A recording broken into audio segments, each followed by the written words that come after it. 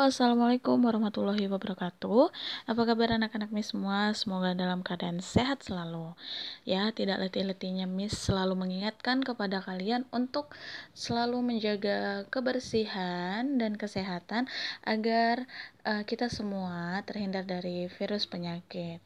Ya, kita sama berdoa agar wabah yang saat ini sedang menimpa kita, cobaan yang diberikan oleh Allah kepada kita, agar segera diangkat dan kita bisa bertatap muka atau beraktivitas seperti biasa, belajar mengajar dengan teman dan juga ibu guru.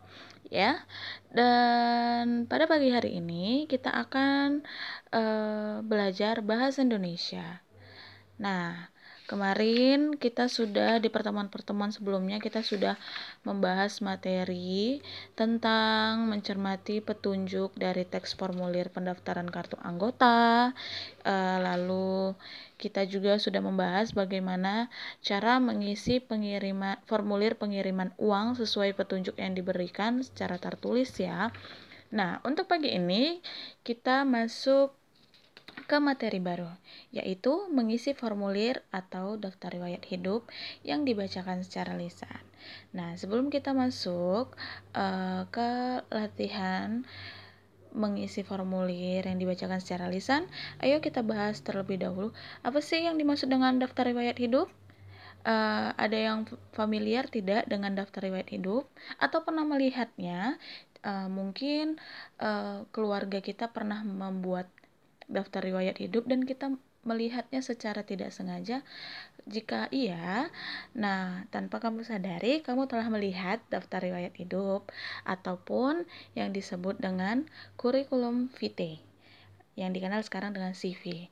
Nah, kurikulum vitae ataupun daftar riwayat hidup adalah sebuah dokumen atau catatan yang berisi tentang data diri pribadi seseorang, yang biasanya di dalamnya itu di dalam kurikulum vitae ataupun yang kita kenal dengan daftar riwayat hidup berisi tentang data diri seseorang, terus adanya pendidikan seseorang, juga adanya prestasi ataupun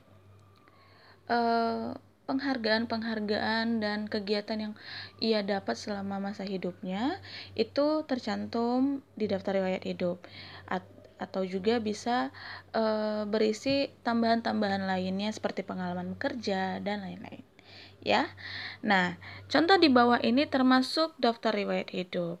Jadi, anak-anak bisa melihat kotak yang di bawah ini, adanya kotak daftar riwayat hidup. Yang di poin A itu adalah berisi data pribadi.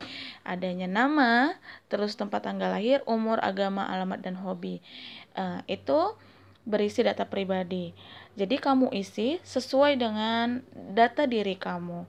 Nama, tempat tanggal lahir, umur, agama, alamat, dan hobi. Yang B itu berisi data pendidikan. Nah, data pendidikan ini seperti apa, Miss? Jika kamu sudah melalui SD ataupun kamu sudah tamat sekolah, baik itu tingkat SD, SMP, SMA, kamu mencantumkan data pendidikan kamu dari tingkat SD. Ya, kamu cantumkan kamu SD dari tahun berapa, di sekolah mana, SMP di sekolah mana, dan dari tahun berapa sampai berapa.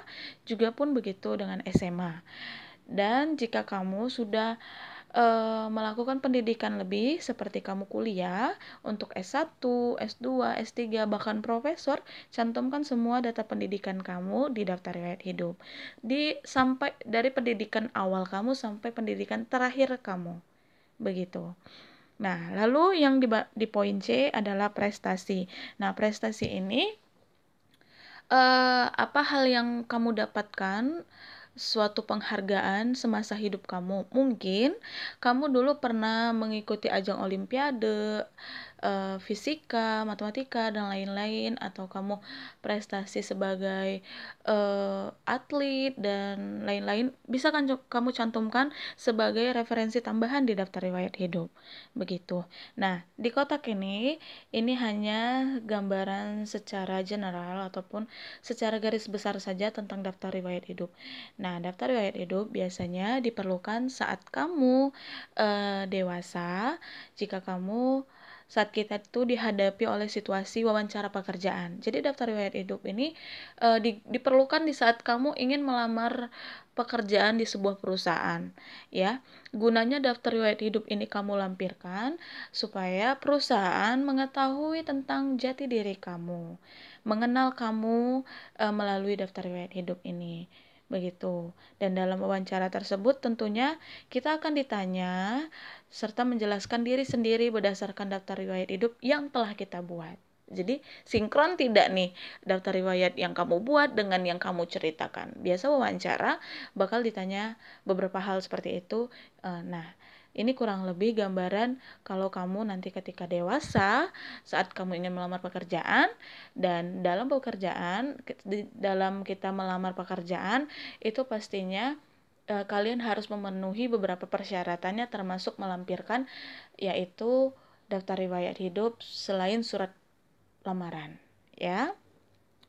Jadi ini kurang lebih gambarannya. Namun setiap namanya daftar riwayat hidup pastinya memiliki format yang berbeda-beda. Kalau di kotak ini hanya secara gambaran besarnya saja, namun itu tergantung si pelamar ingin membuat daftar riwayat hidup mungkin lebih menarik dengan menghiasnya dengan kata-kata ataupun mendesainnya dengan warna. Contohnya nih seperti ini. Nah, di sini kalian bisa lihat ada daftar riwayat hidup seseorang. Nah, yang di paling poin paling atas itu tentang data pribadi orang tersebut. Lalu di sini riwayat pendidikan seperti yang Miss jelaskan tadi, dari SD, SMP, SMA sampai kuliah. Kuliahnya misalnya sampai S1 berarti kamu baru selesai S1 nih. Nah, berarti pendidikan terakhir kamu ya sampai S1, cuman dari awalnya dituliskan dari SD gitu.